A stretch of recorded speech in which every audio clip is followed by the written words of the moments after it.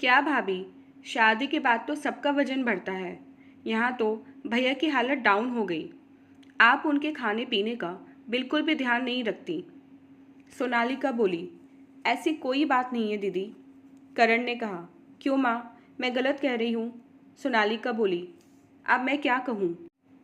मैंने तो खूब ध्यान रखा, अब उसकी बीवी की जिम्मेदारी है। ललिता जी बोली। सौम्य बिना कुछ कहे रसोई में आ गई। उसकी आंखों में पानी आ गया था। ललिता जी के पति और करण के पिता का स्वर्गवास 3 साल पहले हो गया था। वह अपनी बड़ी बेटी सोनालिका की शादी अपने सामने कर दिए थे। उनके जाने के बाद करण ने बिजनेस संभाल लिया और अपनी शादी भी माँ की पसंद से की। सौम्या को इस घर में आए सिर्फ 8 महीने ही हुए थे, लेकिन इस तरह की परिस्थितियाँ जब तब उसके सामने आ जाती थीं। जब इसकी शिकायत करण से करती तो वह कहता, तुम भी किन बातों पर ध्यान देती हो? अपने लोग हैं इसलिए चिंता करते हैं। रात को सौम्य करण से बात कहती, आप भी जानते हैं पिछले 2 महीनों से आप कितने परेशान रहे हैं, कितनी भागदौड़ की है। इस वजह से आपका बिजनेस भी प्रभावित हुआ और स्वास्थ्य भी। सौम्या बोली, बड़ी बहन है, चिंता होती है। तुम भी छोटी छोटी बातों को दिल से लगा लेती हो। करण बोला, जब जीजा जी की तबीयत बिगड़ी तब आपने अपना बिजनेस छोड़कर दीदी के कहने पर सिर्फ हॉस्पिटल में रहे। आप उनके भाई हो, ऐसा करना आपकी जिम्मेदारी है। लेकिन इन सब के पीछे आपकी यही स्थिति हुई, क्या उन्हें दिखाई नहीं देती? मम्मी भी दीदी को कुछ नहीं कहती, सिर्फ गलती मेरी होती है। सौम्या दुखी होते हुए बोली, छोड़ो इन बातों को, क्यों परेशान होती हो? कहकर करण सो गया, लेकिन सौम्या जब तक जगती रही तब तक यही बात सोचती रही। लगभग 1 महीने बाद करण के भांजे दक्ष का जन्मदिन आने वाला था। सोनालिका का फोन आया, करण, तुम्हारा भांजा गेयर वाली साइकिल की जिद कर रहा है। लो, तुम ही उससे बात कर लो। मामा, आप मुझे साइकिल लाकर दोगे ना? मम्मी पापा मना कर रहे हैं। दक्ष बोला, बिल्कुल बेटा, आपके मामा ज़रूर आपके जन्मदिन पर साइकिल लेकर आएंगे। आप खुश? करण बोला, करण, यह तुम्हारा इकलौता भांजा है, इतना तो करना ही पड़ेगा। चलो फिर जन्मदिन पर मिलते हैं। और हाँ, थोड़ी तैयारी करवाने के लिए भी 1-2 दिन आ जाना। तुम्हारे जीजा जी तो वैसे भी व्यस्त रहते हैं। सोनालिका बोलकर फ़ोन काट देती है। बेटा, सबसे अच्छी साइकिल लाकर देना अपने भांजे को। कल को यह ना हो जाए कि नाना नहीं है, इसलिए मामा मामी ने कुछ भी तोहफा दे दिया। ललिता जी बोली, मम्मी, आप तो जानती हैं पिछले 2 महीने से ये अपने काम पर ध्यान नहीं दे पा रहे हैं, जिससे इनके बिजनेस में वैसे ही नुकसान चल रहा है, और इतना खर्चा अभी करने से क्या मतलब? सौम्या बोली, बहू, तुम मुझे मत सिखाओ। अगर ये अपने घर का और अपनी बहन का ध्यान नहीं रखेगा तो कौन रखेगा? आज उसका भांजा कुछ तोहफा मांग रहा है तो उसको देना ही होगा। ललिता जी बोली, सौम्या, मैं व्यवस्था कर लूँगा, तुम परेशान मत हो। करण बोला, करण, मुझे आप परेशान दिख रहे हैं, इसलिए मैं इतना कह रही हूँ। अगर आपको उचित लगता है तो आप कीजिए। कहकर सौम्या अपने कमरे में चली गई। किसी को भी इनकी परवाह नहीं, सिर्फ दूसरों की बातों में कमियां निकालनी है। पर अगर करण भी नहीं समझना चाहते कि वे गलती कर रहे हैं तो शायद समय ही समझाएगा।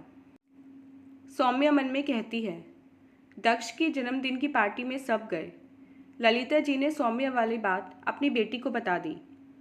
इस वजह से पूरे प्रोग्राम में सोनालिका उससे खिंची खिंची रही और मौका मिलने पर ताना देने से नहीं चूकी। देखिए, इसका मामा इससे कितना प्यार करता है। मामा में तो जैसे इसकी जान बसती है। जैसे ही मामा को साइकिल के लिए कहा और देखें वहाँ वह ले आया। चाहे कोई कितने भी अपनी टांग अड़ाए, पर इन दोनों का प्रेम देखते ही बनता है। और वैसे भी मेरा भाई आज भी मुझे बहुत प्यार करता है। सौम्या मन ही मन में समझ रही थी कि यह उसको सुनाया जा रहा है, लेकिन चुप रहने के अलावा उसके पास और कोई चारा नहीं था। करण के प्रयास और मेहनत से व्यवसाय फिर से पटरी पर आने लगा। सौम्या इन सब को भूलकर करण का पूरा ध्यान रखती। सौम्या, मैं सोच रहा हूँ अगले हफ्ते हमारी शादी की सालगिरह है, तो क्यों ना सिर्फ परिवार वालों को निमंत्रण देकर एक छोटा सा प्रोग्राम रखते हैं। करण बोला, यह तो बहुत सुंदर विचार है। ठीक है, सारी तैयारियां मैं देख लूँगी। आप सिर्फ सबको निमंत्रण दे दीजिए और कुछ विशेष हो तो बता दीजिए। सौम्या बोली, ठीक है, और हाँ, दीदी को तुम फ़ोन कर लेना, मैं माँ से बात कर लूँगा। करण बोला। सौम्या ने लगभग 100 लोगों की लिस्ट के हिसाब से तैयारियां शुरू कर दी। बहू, आज दोपहर में सोनालिका आएगी, खरीदारी वगैरह करने उसके साथ चली जाना, ललिता जी ने कहा। पर मम्मी जी, आप हैं ना, आप और मैं दोनों चले जाएंगे। दीदी को परेशान करने की क्या ज़रूरत है? सौम्या बोली, उसे इन कामों का बहुत पता है, इसलिए बोल रही हूँ। ललिता बोली, मम्मी जी, अभी उनके काम पड़ा था, तब इन्होंने जाकर सारी तैयारी करवाई थी, इसलिए कह रही हूँ। मैं सब कर लूँगी, आप परेशान ना हों, बस आप आदेश दीजिए। सौम्या बोली, ऐसा है, आज तो उसे बुलाया है तो उसे ले जाना पड़ेगा, कपड़े ले आते हैं। ललिता जी बोली, ठीक है मम्मी जी। सौम्या कहकर अपने काम में लग गई। दोपहर में तीनों साड़ी की शॉप में जाती हैं।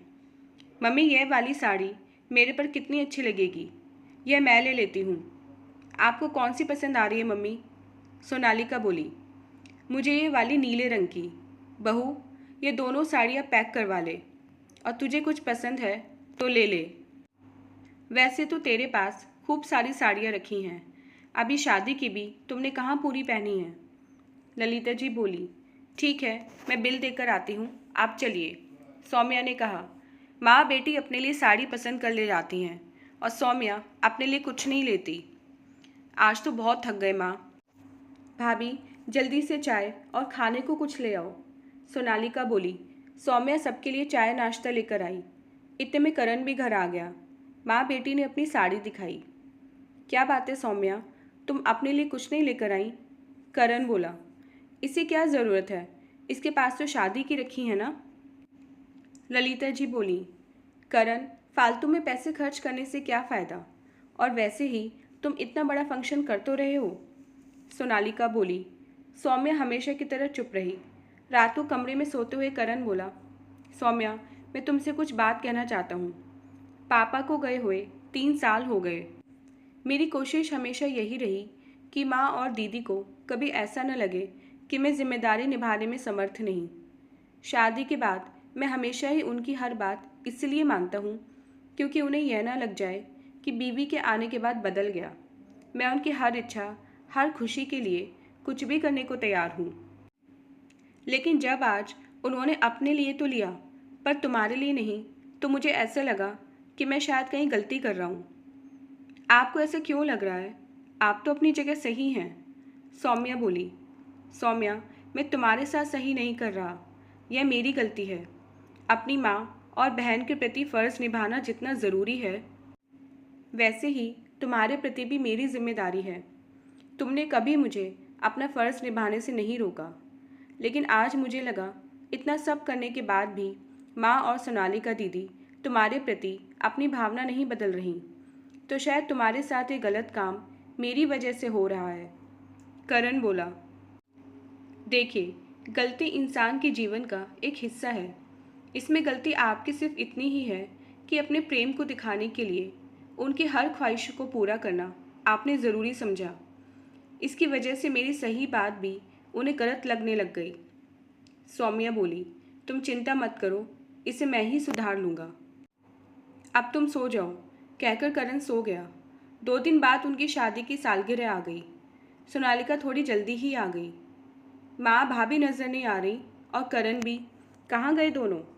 सोनालिका बोली, दोनों साथ ही गए थे। करण ने कहा था उसे ऑफिस में काम है और सौम्या को शायद कुछ सामान लेने जाना था, लेकिन अब कोई फ़ोन भी नहीं उठा रहा। ललिता जी मुंह बनाते हुए बोली। इतने में सौम्या गाड़ी से निकलकर बाहर आती है, जो बिल्कुल दुल्हन की तरह सजी होती है। देखिए, आपकी बहू रानी तो फिर से दुल्हन बनकर आई है, और आपके बेटे को देखिए। हाँ, वह तो शायद तैयार होना ही भूल गया, सोनालिका बोली। बहू, तुम्हें अपना ही तैयार होना याद रहा। और करण, ये क्या ऐसे ही रहेगा? ललिता जी बोली। क्यों दीदी, आप इनके लिए कपड़े नहीं लेकर आई? मुझे तो यही लगा था कि शायद दीदी हैं जो इनका पूरा ध्यान रखती हैं। सौम्या बोली। क्या मतलब है सौम्या इस बात का? ललिता जी गुस्से में बोली। माँ, इसे गलत मत समझो। जैसे मेरी जिम्मेदारी है आप सबका ध्यान रखना, वैसे ही आप लोगों की भी जिम्मेदारी है हमारा ध्यान रखना। आप इसके लिए सिर्फ सौम्या को नहीं गलत ठहरा सकती। जब मैं दीदी, जीजाजी, दक्ष या आपके लिए कुछ करता हूँ तो मुझे सौम्या कभी कुछ नहीं कहती। वैसे ही अगर आपको लगता है कि मुझे किसी चीज़ की आवश्यकता है और वह पूरी नहीं हो रही, तो इसमें मात्र सौम्या का दोष कैसे हो सकता है? सौम्य को तैयार होने के लिए मैंने कहा था और इसने भी मेरे लिए सारी तैयारियां की हैं, लेकिन फिर भी आप गलती सिर्फ सौम्य की निकाल रही हो। वह सही नहीं। मैं सिर्फ इतना कहना चाहता हूँ कि हम सब एक परिवार हैं। एक दूसरे को नीचा दिखाकर खुश होने की जगह सबको एक साथ लेकर चलने का सोचना चाहिए। करण ने कहा। शायद तुम ठीक कह रहे हो बेटा। तुम्हारे पिता के जाने के बाद तुमने घर संभाला, लेकिन तुम्हारी शादी होने के बाद कहीं ना कहीं यह डर मन में आ गया कि सौम्य हमें तुमसे छीन न ले। हो सकता है इसी वजह से इस तरह का व्यवहार हमसे हुआ है, लेकिन आज से मैं ये वादा करती हूँ कि सौम्या को भी सोनालिका की तरह ही बेटी ही समझूंगी। और इस गलती के लिए मेरे बच्चों मुझे माफ़ करना। ललिता जी बोली। माँ, आज मेरी शादी की वर्षगांठ पर आपने मुझे बहुत ही प्यारा तोहफा दिया है। और वैसे भी किसी ने मुझे कहा है कि गलती इंसान के जीवन का एक हिस्सा है। करण सौम्य की तरफ देखते हुए बोला। पूरी शाम ऐसे ही निकाल दोगे? मेहमान आने वाले हैं, जल्दी से तैयार हो जा, वरना इस बार गलती तेरी होगी। सोनालिका गाल पर हल्की सी चपत लगाते हुए बोली। सौम्या भाभी, शादी की सालगिरह मुबारक हो। सोनालिका सौम्या के गले लगकर बोली। थैंक यू दीदी, मैंने कुछ ज़्यादा कह दिया। मेरी गलती के लिए मुझे माफ़ करना। बस आप अपना प्यार और आशीर्वाद ऐसे ही बनाकर रखना। सौम्या बोली। मेरी समझदार भाभी गलती नहीं कर सकती, सिर्फ सुधार सकती है। सोनालिका बोली। दोस्तों, रिश्तों का ताना बाना बहुत जटिल है, जिसे बुनना आसान नहीं। चाहते और ना चाहते हुए भी हमसे गलती हो जाती है, लेकिन वह इंसान ही क्या जो गलती ना करे, क्योंकि गलतियाँ तो जीवन का हिस्सा होती हैं। सिर्फ ज़रूरत होती है उन्हें समय पर समझकर दूर करने की।